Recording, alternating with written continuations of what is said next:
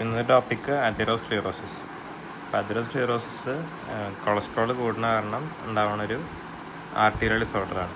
അതിൻ്റെ അർത്ഥം എന്ന് വെച്ചാൽ hardening of gruel or lipid deposit. അതിയർ എന്ന് വെച്ചാൽ ഗ്രുവൽ, സ്ക്ലിയറോസിസ് എന്ന് വെച്ചാൽ ഹാർഡനിങ്. അപ്പോൾ ഗ്രുവൽ hardening.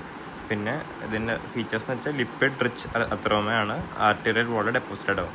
Basically lipid deposits arterial വോളിൽ ഉണ്ടാവും. ഇതിൻ്റെ കോസസ് എന്ന് വെച്ചാൽ എൻഡോത്തീലിയൽ ഇഞ്ചുറി അല്ലെങ്കിൽ ഡിസ്ഫങ്ഷൻ കാരണമാവും. അപ്പോൾ ഈ ഡിസ്ഫങ്ഷൻ ഉണ്ടാവാൻ കാരണം haemodynamic disturbances, hyper cholesterolaemia, inflammation. ഈ മൂന്ന് കോസസാണ് എൻഡോത്തീലിയൽ ഡിസ്ഫങ്ഷൻ ഉണ്ടാവണത്. ഈ ഡിസ്ഫങ്ഷൻ കാരണം ഇവിടെ ഇൻക്രീസ് പെർമിയബിലിറ്റിയും ല്യൂക്കോസൈഡ് അഡ്ഹഷൻ ഉണ്ടാവും. ഇപ്പോൾ മാക്രോഫേജസും WBCs ഒക്കെ ഈ സൈറ്റിലോട്ട് വരും. അത് കാരണം തന്നെ ഈ അതിറോസ്ക്ലിയറോസിസ് കോസ് ചെയ്യും. അപ്പോൾ മെയിനായിട്ട് ആദ്യം റിസ്ക് ഫാക്ടേഴ്സ് നോക്കുമ്പോൾ 3 types ഓഫ് റിസ്ക് ഫാക്ടേഴ്സ് ഉണ്ട്. അതായത് ഈ കൊറോണറി ആർട്ടറി ഡിസീസ് അല്ലെങ്കിൽ അതിറോസ്ക്ലിയറോസിസ് കോസ് ചെയ്യാനുള്ള 3 ഫാക്ടേഴ്സാണിത്. ഫസ്റ്റ് മോഡിഫയബിൾ പ്രൂവ്ഡ്, അത് ഈ ഫാക്ടേഴ്സ് കൺട്രോൾ ചെയ്താൽ എന്തായാലും അതിറോസ്ക്ലിയറോസിസ് നിർത്താം.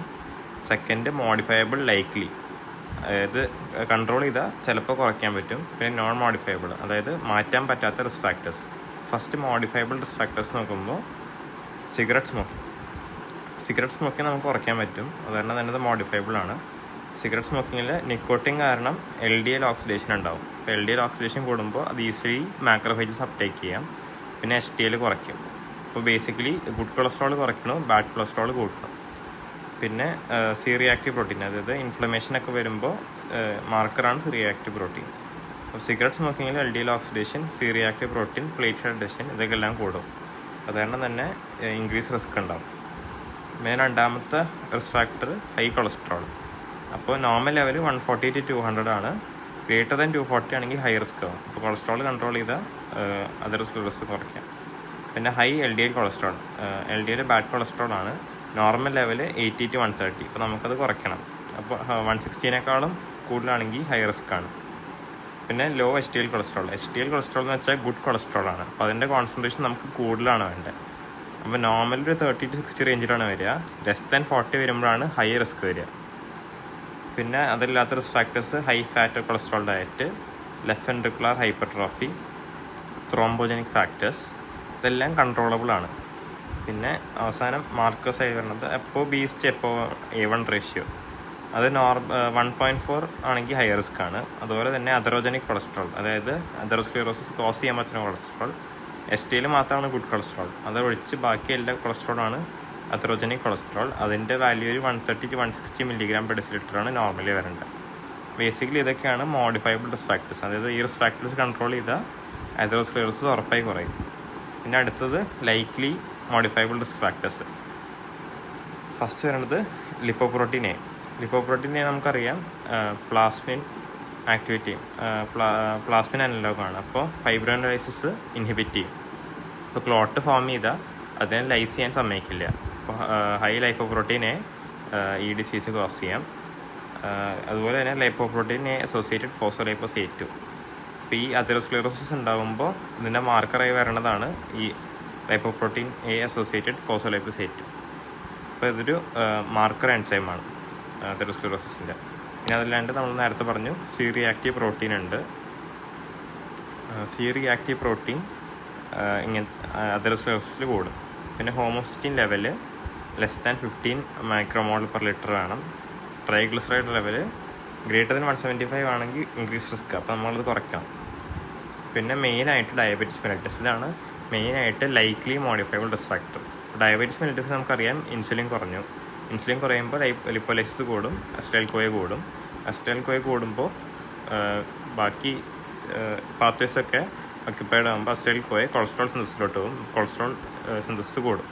അതല്ലാതെ ഇൻക്രീസ്ഡ് ബ്ലഡ് ഷുഗർ കാരണം LDL ഗ്ലൈക്കേറ്റഡ് ആവും, ഗ്ലൈക്കേറ്റഡ് ആയിട്ട് മാക്രോഫേജസ് അപ്ടേക്ക് ആവും. ഇത് പിന്നെ ഫോം സെൽസ് ഫോം ചെയ്യും, അത് നമ്മൾ പിന്നെ പറയും. പിന്നെ HDLൻ്റെ ഫങ്ഷൻസും കുറയും, കാരണം ApoA1 അതായത് HDLൻ്റെ ലിപ്പോപ്രോട്ടീനാണ്. അത് HDLൻ്റെ പ്രോട്ടീൻ ഗ്ലൈക്കേറ്റഡ് ആകുമ്പോൾ HDLൻ്റെ ഫങ്ഷൻസും കുറയും.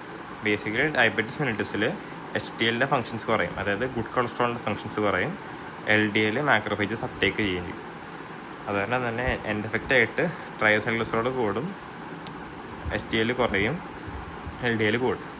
അപ്പോൾ ഡയബറ്റീസ് മെലിറ്റസ് കൺട്രോൾ ചെയ്താൽ അതെറോസ്ക്ലെറോസിസും കുറയ്ക്കും. പിന്നെ അതല്ലാതെ ജനറൽ കോസസ്, അതായത് ഫിസിക്കലി ഇന്നാക്ടിവിറ്റി, അപ്പോൾ അത് കാരണം ഉണ്ടാവുന്ന ഒബേസിറ്റി, പിന്നെ ഒബേസ് പേഷ്യൻസിന് യൂഷ്വലി ഹൈപ്പർ ടെൻഷനും ഗ്ലൂക്കോസ് ഇൻടോളറൻസ് ഒക്കെ ഉണ്ടാവും. ഇതൊക്കെയാണ് മോഡിഫയബിൾ ലൈക്ലി റിസ്ക് ഫാക്ടേഴ്സ്.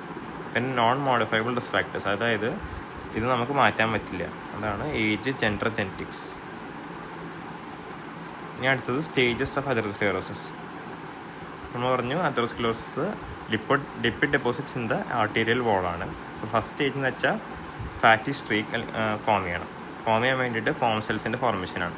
നമ്മൾ പറഞ്ഞു LDL ഓക്സിഡൈസ്ഡ് ആയാലാണ് അത് മാക്രോഫേജസ് അപ്ടേക്ക് ചെയ്യുക.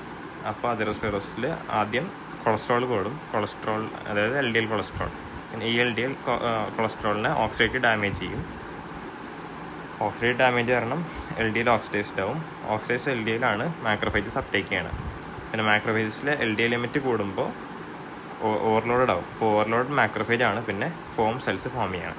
ഫോം സെൽസ് ഫോർമേഷനാണ് first step in atherosclerosis. Second step plaque progression. അതായത് നമ്മൾ പറഞ്ഞു ല്യൂക്കോസൈറ്റ്സും മാക്രോഫേജസും എല്ലാം സൈറ്റ് ഓഫ് എൻഡോത്തീലിയൽ ഡിസ്ഫങ്ഷനിലോട്ട് വരും.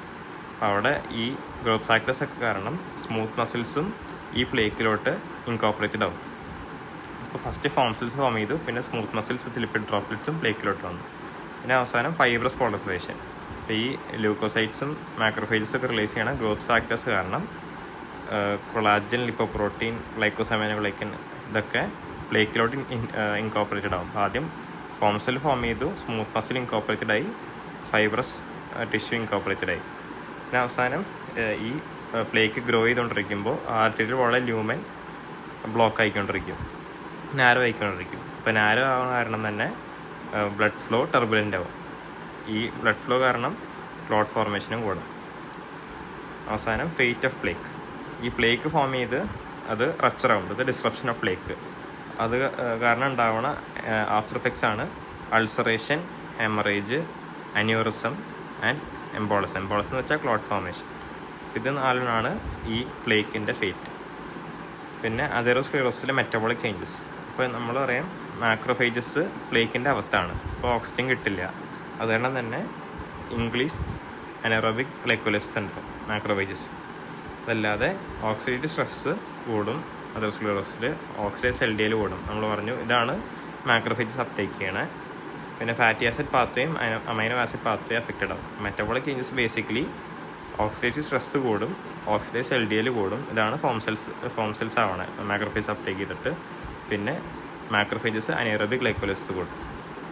പിന്നെ മാനേജ്മെൻറ്റ് നമുക്കറിയാം ബേസിക്കലി കൊളസ്ട്രോൾ ലെവൽ കുറയ്ക്കണം. അപ്പോൾ അതിൽ ബാഡ് കൊളസ്ട്രോളെ LDL കുറയ്ക്കണം, ഗുഡ് കൊളസ്ട്രോളെ HDL കൂട്ടണം. പിന്നെ നമ്മൾ നേരത്തെ പറഞ്ഞ പ്ലേറ്റ്ലെറ്റ് അഗ്രിഗേഷനും ഓക്സിഡേറ്റീവ് സ്ട്രെസ്സും കുറയ്ക്കണം. പിന്നെ അതിനുള്ള മെത്തേഡ്സാണ് ഡയറ്റിലെ മെത്തേഡ്സ് എന്ന് വെച്ചാൽ നമ്മൾ ആദ്യം lipid, calorie and red meat intake കുറയ്ക്കണം. ഡയറ്ററി ഫൈബേഴ്സ് കൂട്ടണം. ഡയറ്ററി ഫൈബേഴ്സ് കൂട്ടുകയാണെങ്കിൽ ഡൈജഷൻ കൂടും. ഇതല്ലാതെ വെജിറ്റബിൾ ഓയിൽസ്, കുഫയും omega-3 ഫാറ്റി ആസിഡ്സും കൊളസ്ട്രോൾ ലെവൽ കുറയ്ക്കാൻ സഹായിക്കും. ഡയറ്റിൽ നമ്മൾ ലിപ്പിഡ് കണ്ടൻറ്റ് കുറയ്ക്കണം, ഡയറ്ററി ഫൈബേഴ്സ് കൂട്ടണം, വെജിറ്റബിൾ ഓയിൽസ് കൂട്ടണം. പിന്നെ ഡ്രഗ്സ് നോക്കുമ്പോൾ സ്റ്റാറ്റിൻ നമുക്കറിയാം മറ്റേ കൊളസ്ട്രോൾ ഫോർമേഷനിലെ മെയിൻ എൻസൈമായ HMG കോഡക്റ്റേസിനെ ഇൻഹിബിറ്റ് ചെയ്യും. അപ്പോൾ കൊളസ്ട്രോൾ ലെവൽ കുറയ്ക്കും. പിന്നെ കൊളസ്ട്രോൾ അമീൻ ബൈൽ ആസിഡ്സിൻ്റെ അബ്സോർപ്ഷൻ കുറയ്ക്കും. അപ്പോൾ കൂടുതൽ കൊളസ്ട്രോൾ ബൈൽ ആസിഡ് പാത്വയിലോട്ട് പോയിട്ട് കൊളസ്ട്രോളും കുറയ്ക്കും. പിന്നെ അതല്ലാതെ നിയാസിനും ഫൈബ്രിക് ആസിഡും, ഈ 4 ഡ്രഗ്സാണ് കൊളസ്ട്രോൾ ലെവൽ കുറയ്ക്കണം. പിന്നെ അതല്ലാണ്ട് മോണോക്ലോണൽ ആൻറ്റിബോഡീസ് ഉണ്ട്. ഇത് ഓപ്ഷണലായി എഴുതാം എക്സ്ട്രാ മാർക്കിന് വേണ്ടി. മോണോക്ലോണൽ ആൻറ്റിബോഡീസ് ബേസിക്കലി PCSK9 ജീനിൻ്റെ ട്രാൻസ്ലേഷൻ പ്രിവെൻറ്റ് ചെയ്യും. ബേസിക്കലി ഇത്രയേ ഉള്ളൂ അതെറോസ്ക്ലെറോസിനെ കുറിച്ച്. Thank U.